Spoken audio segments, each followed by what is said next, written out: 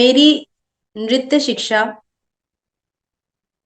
शुरुआत से ही पूरी तरीके से संघर्ष में रही है। संघर्ष में इस तरह से रही है क्योंकि मैं दिमाग का इस्तेमाल बहुत कम करती थी, हृदय का इस्तेमाल ज्यादा करती थी।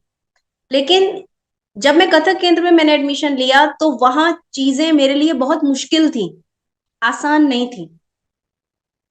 क्योंकि उतना याद रखना, उतना करना, वहां कॉपी किताबें नहीं होती थी। कथक केंद्र में पहले भैया ये है डब्बा, इसमें करो यार, होता है तो ठीक है वरना आगे बढ़ो। वो मेरे लिए बड़ा चैलेंज था। और मैंने कभी अपने इस डोक को ज्यादा इस्तेमाल करने की कोशिश ही नहीं की। अगर नाचो साले दिल से, नाचते थे नाचते थे, नाचो नाचो दिल से नाचो बस। लेकिन वहां मैंने देखा कि मतलब इतनी फास्ट जो है चीजें जा रही है मेरे आगे से, और मैं रेत की तरह फिसल रही हूँ नीचे, रेत की तरह। तो मैंने ये निर्णय ले लिया कि भैया यहाँ अगर आपको साथ में बढ़ना है आगे सबके, तो तुमको इस ये जो डब्बा है इसको खोलना पड़ेगा। और मैं इसको खोलने की भी मेहनत करनी पड़ेगी साथ में। डांस तो करना ही है, साथ में अपने माइंड को भी शार्प से शार्प करते जाना होगा पकड़ने के लिए चीजों को। वो जो संघर्ष है उसने मुझे इतना चैलेंज दिया। जैसे एक वाक्य मैं आपको बताती हूँ कि गुरुजी ने हमको बोला, मुझे मैं ना मुझे बड़ी आदत थी कि नई नई चीजें नाचने की। तो एक दिन मैंने अपनी जो सीनियर्स थे, जो मेरे से ऑलरेडी 3 साल आगे थे, उनके ग्रुप में खड़े होके देखने लगी वो क्या कर रहे हैं। और उनकी कोई एक छोटी सी बंदिश मैंने याद कर ली। और याद करने के बाद मैंने उसे अपने रूम में आके उसको हस्तक वस्तक भी बैठा ली अच्छे से। और मैंने उसको क्लास में परफॉर्म किया जिस समय हमारी क्लास चलती है। मैंने वो चीज पढ़ दी। अब मुझे तो लगा वो खुश होंगे गुरुजी, वो तो नाराज हो गए बहुत ज्यादा। उन्होंने मुझे बोला कि तुमको हिरन का शिकार अभी करना नहीं आता, तुम शेर का शिकार करने चली हो। मैं तो धक हो गई, मैं तो रोने लगी बहुत बुरी तरीके से कि शायद मैंने बहुत बड़ी गलती कर दी। तो मैं तो भाग गई जल्दी से वहां से, ये लाइन सुन के उनकी। और जाके हॉस्टल के कमरे में खूब रोई, खूब रोई जितना रो सकती थी। क्योंकि मुझे पता चल गया कि मुझे ताना मारा गया है और मुझे कुछ ऐसा बोला गया है, हो सकता है मैंने कोई गलती कर दी। लेकिन मेरा क्या था, वही निर्णय, मैंने निर्णय ले लिया कि मुझे ये बंदिश अच्छी लग रही है और मैंने कर भी दी। तो उन्होंने मुझे डांटा और मैंने बहुत रोई आके। लेकिन फिर मैंने सोचा कि शायद इसके पीछे भी कुछ राज होगा जिंदगी का। ऐसे ही कुछ नहीं हो जाता है, सब लिखा हुआ है और सब होता है, तभी कुछ होता है। तो उसके बाद गुरुजी 3 महीने के लिए हॉलैंड चले गए। उसके 2-3 दिन के अंदर ही उनके किसी अपने टूर पे। मैंने पीछे क्या किया, मैंने अपने सीनियर्स को रिक्वेस्ट कर करके शैतान तो मैं पहले ही थी ना, देखो शैतानी कहाँ काम आ रही है अभी। मैं आपको बताया ना चीजें कैसे जुड़ी हुई है। वही ऊर्जा को, जो शैतान वाली ऊर्जा थी, मैंने उनकी बात पे ध्यान नहीं दिया। जहां उन्होंने बोला कोई और होता तो हाँ हाँ अपना ही करेंगे, नहीं भैया आप दोबारा नहीं पढ़ेंगे, ऐसा करेगा ना, नहीं। मैंने उनको रिक्वेस्ट करके, उनसे दोस्ती करके, उनसे प्यार प्यार से उनकी सारी 3 ताल, सारी झपताल, सारी धमार, सारी अष्टमंगल सब सीख ली। 3 महीना मैंने क्या किया होगा आप अंदाजा लगा सकते। दिन रात एक कर दिए। मैंने कहा कि मैं दिन रात एक करूंगी, एक एक बंदिश को बॉडी में बैठा लूंगी। मैं 3:45 बजे उठती थी। आपको हैरानी होगी उस समय पर पूरे कथक केंद्र के हॉस्टल में, आप आज भी जान सकते हैं, मेरे को रियाज की रानी के नाम से जाना जाता है। 3:45 बजे मैं उठती थी, लाल बिंदी बड़ी लगाती थी, एक दिया जलाती थी, और ठीक 12 पे जैसे ही सुई आई और मेरा पहला ता पड़ता हॉस्टल में, बाकी सब सोते, फुल टोटल नींद में मैं अकेली। इसलिए मेरा कोई रूममेट भी बनना नहीं चाहता था कि पागल का रूममेट कौन बनेगा, 4 बजे उठ के शुरू हो जाती। तो मैं अकेली रहती थी, ये भी मेरा फायदा ही था। हालांकि उस वक्त मुझे लगता था मेरे साथ कोई क्यों नहीं रहना चाहता, लेकिन बाद में मुझे पता चला कि मैं नहीं कर पाती। 4 बजे कोई नहीं रूममेट डिस्टर्ब होगा तो करने भी नहीं देगा। तो मैं 4 बजे पहला पैर मारती थी और 6:30 बजे तक नॉन स्टॉप नाचती थी, जब तक दिया बुझ नहीं जाता। जब दिए का तेल खत्म होता था तभी मेरा तेल खत्म होता।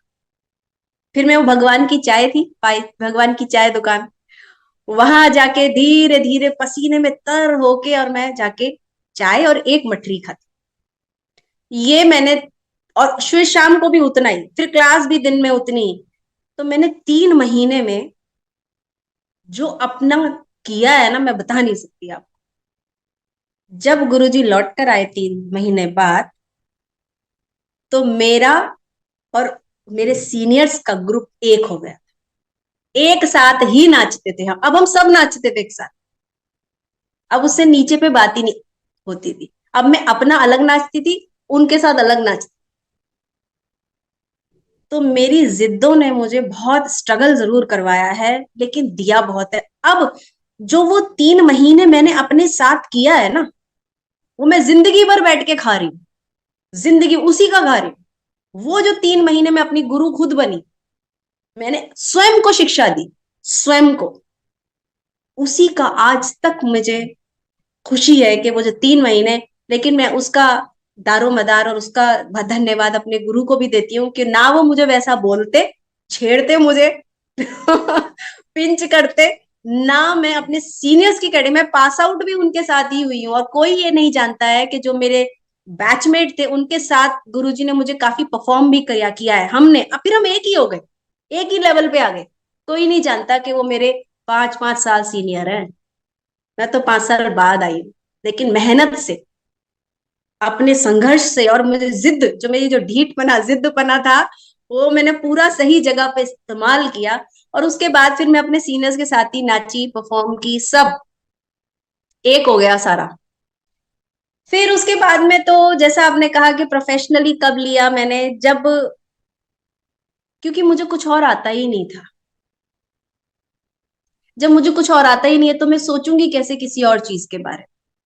खाना, उठना, बैठना, यहाँ तक कि नहाना धोने तक भी बंदिशें ही चल रही हैं दिमाग में।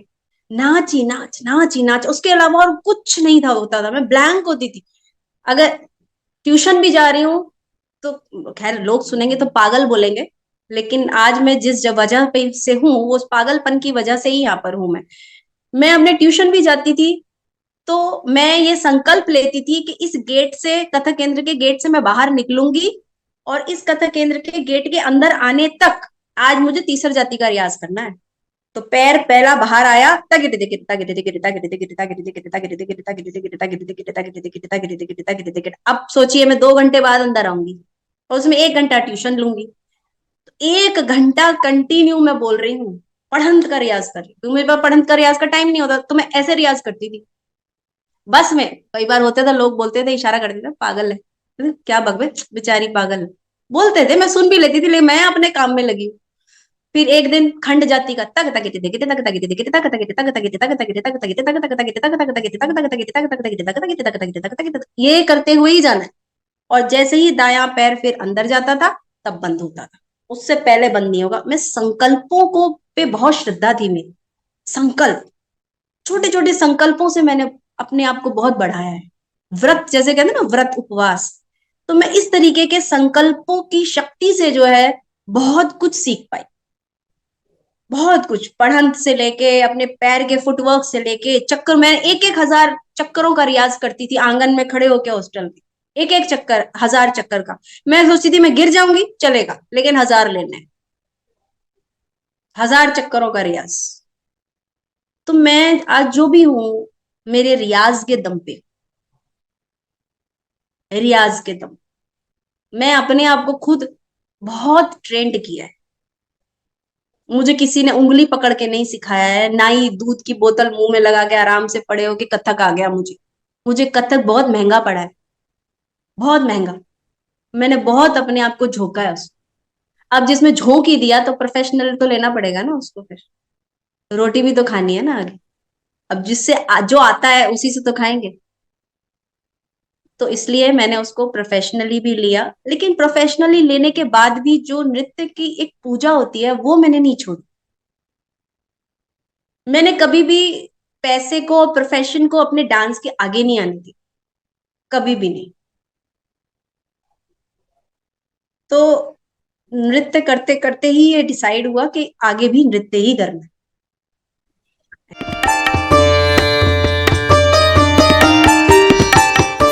गुरुजी जो है ना, कभी कभी शब्दों का इस्तेमाल नहीं करते जब बहुत खुश होते हैं। वो सिर्फ देखेंगे और हल्का सा मुस्कुरा देते हैं। वो जो उनकी मुस्कुराहट है और हमारी मुस्कुराहट है, वो एक साथ, आंख और मुस्कुराना जब मिल जाता है, उसमें सब क्लियर हो जाता है। तो शब्द मैं सच बताऊं, मेरा उनसे शब्दों का संबंध ज्यादा है ही नहीं। कभी नहीं हुआ। ना मैं उनके कभी पास बैठ के मैंने उनकी कोई ऐसी मनपसंद बातें करने की कोशिश की है। ना मैंने कोई लल्लो चप्पो, ना मैंने कुछ बैठ के उनको कुछ अलग से बनावटी कुछ बातें करी। मेरा उनका शब्दों का संबंध कभी बना ही नहीं। मेरा उनका संबंध एक ऐसा इनविजिबल सा संबंध था, जो दिखाई नहीं देता था, लेकिन था। लेकिन था, मुझे जो उनसे लेना था मैंने पूरा पूरा ले लिया। तो उन उन वो हंसा, उन्होंने मुस्कुराए, और बस मैं भी मुस्कुरा दी, ठीक है चलो, हो गया।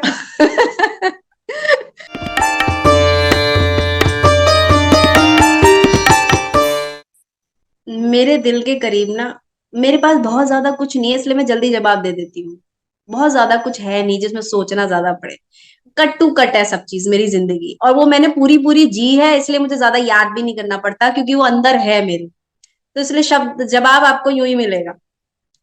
मेरे दो कार्यक्रम है जिंदगी के जो मैं कभी नहीं भूल सकती। वो मेरी मेमोरी में मेरे साथ ही जाने वाले। पहला कार्यक्रम है, लंदन में मैं परफॉर्म कर रही थी गुरुजी के ही ग्रुप के साथ में। और परफॉर्म करते करते, जब हम, एक होता है ना, काफी देर से परफॉर्म कर रहे हैं, 30 मिनट्स ऑलरेडी हो चुके हैं, और वो कोरियोग्राफी बहुत फास्ट थी। बहुत फास्ट कोरियोग्राफी हम परफॉर्म कर रहे थे। हम त्रिबंदी नाच रहे थे, मैं, मोनिसा और स्वाति, हम तीन त्रिबंदी नाच रहे थे लंदन में। तो वहां जब चरम सीमा पे पहुंचने वाला था और कार्यक्रम खत्म होने वाला था, तो उसके अंत में, जब मैं, उसमें ना 18 चक्कर आते हैं लगातार, और उसके बाद मतलब कोरियोग्राफी लगातार चलती है वहां, नॉन स्टॉप है वो, उसमें बिल्कुल सब जगह नहीं थी कि आप रुको कहीं पर भी। वो पोर्शन चल रहा था, और मैं अचानक से, वो पोर्शन जैसे ही खत्म होने वाला था, खत्म होने में मुश्किल से 10 सेकंड बाकी होंगे, मैंने जब ऑडियंस की तरफ देखा, तो वहां कोई भी नहीं था। टोटल ब्लैंक, खाली था ऑडिटोरियम। और वहां महाकाय की एक सफेद मूर्ति मुझे नजर आई, और वो 5 6 7 सेकंड मैक्सिमम रहा होगा, और मैं डर गई। लेकिन मूवमेंट करती जा रही हूँ, क्योंकि याद तो है ना, कोरियोग्राफी वो तो चल ही रही है, लेकिन चलते चलते हो रहा है, चलते चलते हो रहा है, मुझे समझ नहीं आया। ऑडिटोरियम कहाँ गया, लोग कहाँ गए, ये सब चल रहा है अंदर, और ये क्या है, ब्लैंक, फुल ब्लैंक। और लेकिन शरीर नाच रहा है, शरीर नाच रहा है, और भीतर जो है वो पूरा ब्लैंक हो, नो माइंड। दिमाग रुक गया, एक जो इंस्टिंक्ट का कोरियोग्राफी के अंदर घुसा हुआ था वो रुक गया, शरीर चल रहा है, शरीर अलग हो गया, और मैं बिल्कुल अलग। वो 7 सेकंड जो थे मेरी जिंदगी के, वो आज तक मुझे याद। वापस आ गई मैं 10 सेकंड के अंदर ही, मतलब खत्म होने वाला था 7 सेकंड में ही, वो सब खत्म हुआ, वह 3 4 सेकंड में सम लगाया मैंने। लेकिन उसके बाद मैं शायद 2 3 घंटे किसी से नहीं बोली, मेरा मुंह नहीं खुल पा रहा, और मैंने ये बात किसी को शेयर भी नहीं की। आज आपने बोला तो मैं पहली बार इस इंटरव्यू में ये बात बोल रही हूँ। मैंने कभी किसी को ये शेयर नहीं किया, क्योंकि ऐसा कुछ सवाल भी नहीं आया होगा, और दूसरा, भीतर की बातें बोलनी बाहर, मुझे नहीं लगता कि वो सही है। वो मेरी भीतर की अपनी एक, मेरा एक अपना, कहूंगी कि चमकता हुआ सा कुछ एहसास है, मीठा सा, वो मेरे भीतर की वार्ता को भीतर ही रहने दे तो अच्छा है।